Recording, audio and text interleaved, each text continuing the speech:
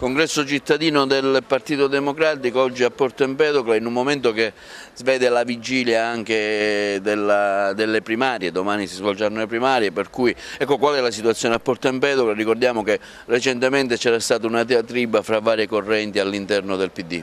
Questa diatriba aveva sconguassato e distrutto un partito, lo aveva sconguassato le sue fondamenta, tant'è vero che era commissariato. Oggi ci riappropriamo della legittimità politica di rappresentanza politica del partito e dalla prossima settimana inizieremo un'attività, che è quella del PD, a favore di questo territorio, a favore di questa città.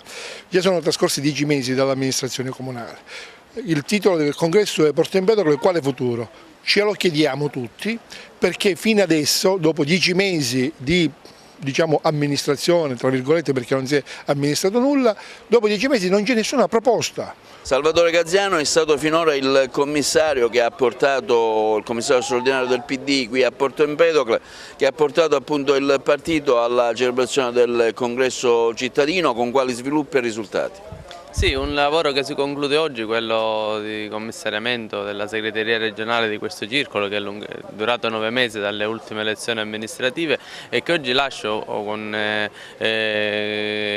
grande forza la possibilità a questo circolo, a questi nuovi organismi dirigenti, con l'auspicio anche di mettere al centro non solo le idee ma anche le proposte di rilancio in questa città di realtà economiche quali l'Italcementi, quali l'Enel, quali l'Italcali, ma soprattutto che mettano al centro anche quel lavoro costruttivo all'interno di un'opposizione che quanto sempre più necessaria all'interno di un'amministrazione comunale che si sta rilevando fallimentare nell'ambito anche della gestione amministrativa di questo Paese. Momento di confronto anche qui a Porto Empedocle, in un momento in cui si sta decidendo anche la futura guida del Partito Democratico alla vigilia delle consultazioni delle primarie. Sì, siamo nella fase finale di questo congresso. Oggi a Porto Empedocle celebriamo un momento di riorganizzazione dei gruppi dirigenti e del partito. Domani celebreremo le primarie dove i cittadini potranno liberamente venire, partecipare, esprimere un proprio voto non solo su chi deve essere il leader ma sul programma